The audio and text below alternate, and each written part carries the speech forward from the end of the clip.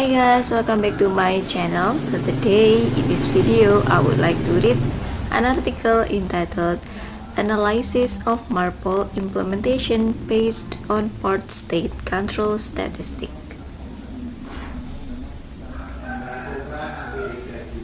This research deals in three main sections. The first one is a brief overview of the International Conventions for the Prevention of Pollution from Ships, or MARPOL, its annexes and regulations, followed by sections 2 with a brief overview of the port state control, and lastly, the third section deals with interpretations of data extracted from the annual reports of the Memorandum of Understandings or MOUs to assess the effectiveness of MARPOL.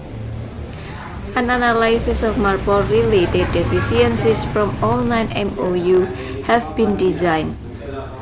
The annual report for the past 11 years have been extracted and data relating to total inspections, total deficiencies and deficiencies with regard to the MARPOL Convention, distinguished as per annexes, has been extracted and analyzed using statistical tools to find out the level of implementations of the code. The extracted data has been categorized to find out the trend of the MARPOL-related deficiencies through the years and to find the annexes of MARPOL with most common and least common non-conformity.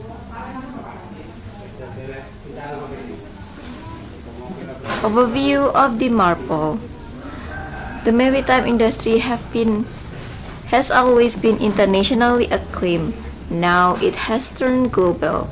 Maritime transport has been at the forefront of globalism, with the consequent intimidations for capital, working class, and the environment.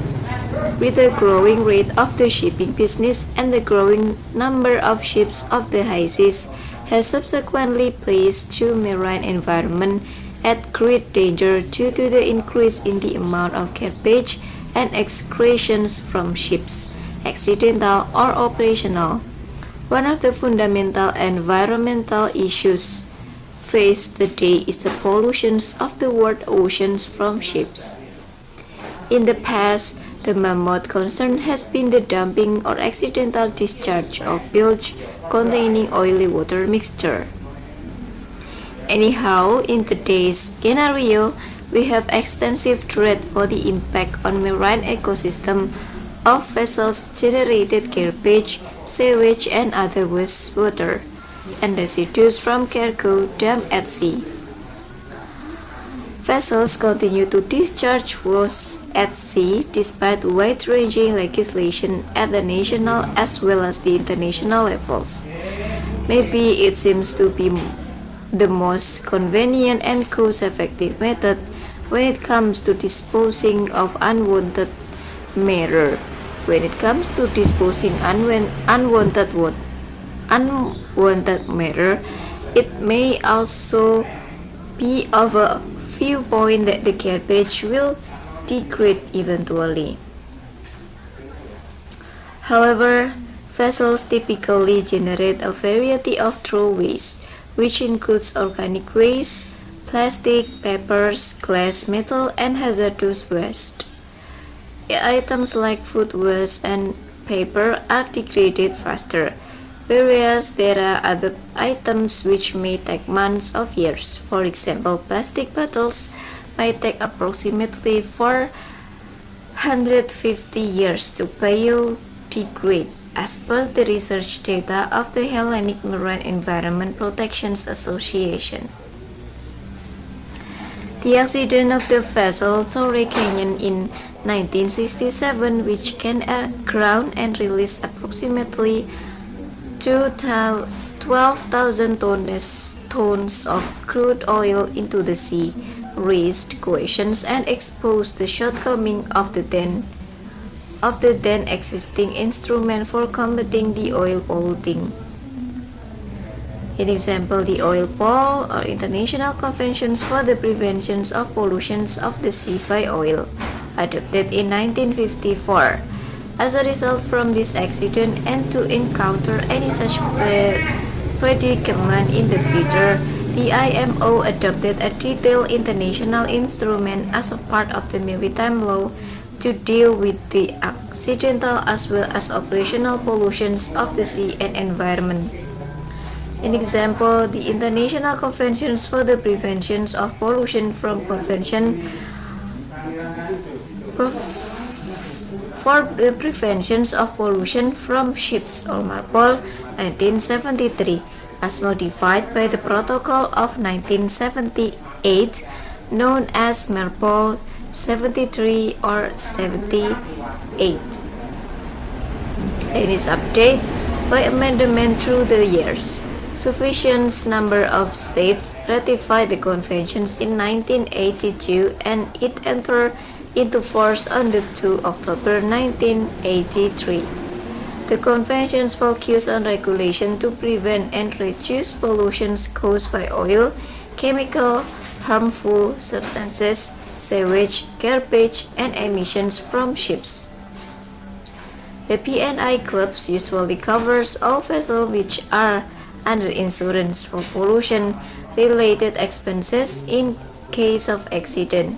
An example to clean up the preventing and or minimizing pollution and other liabilities. Whereas it's noteworthy that P&I clubs doesn't recover any fines arising from the violations of MARPOL. While complying with the MARPOL, the following are of paramount significance. All vessels are required to hold all original certificates on board issued by flag states or RRO, as required the convention stating the vessel compliance the various regulations of MARPOL.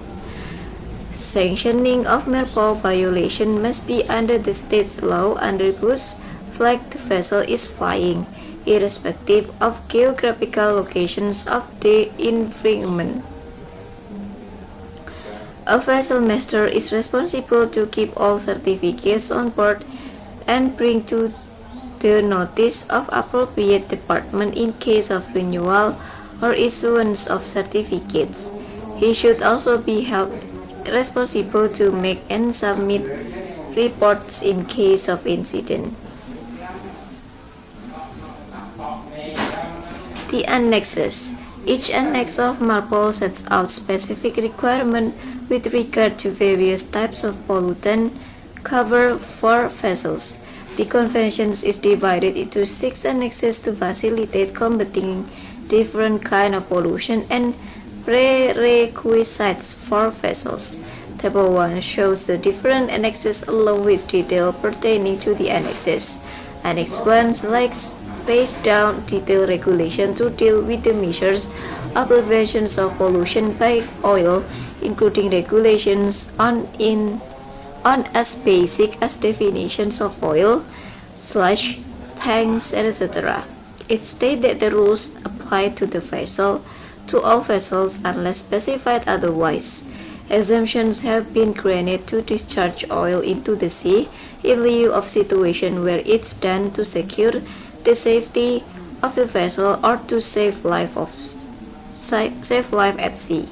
Discharge is case of damage to the vessel or its machinery or discharge while combating specific pollution incident to minimize the damage from pollution approved by the administration.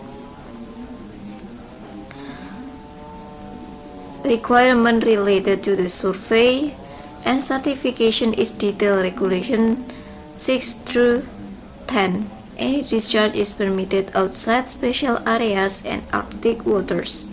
If the vessel is en route, the mixture is processed through an oil filtering equipment in accordance with regulation and the oil content of the effluent without dilutions does not exceed 15 ppm. In case of tankers, not originate from cargo pump, room bilge, and not mixed with oil cargo residues.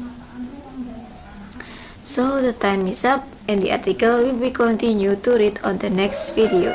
So bye bye, and don't forget to like, comment, and subscribe. Bye.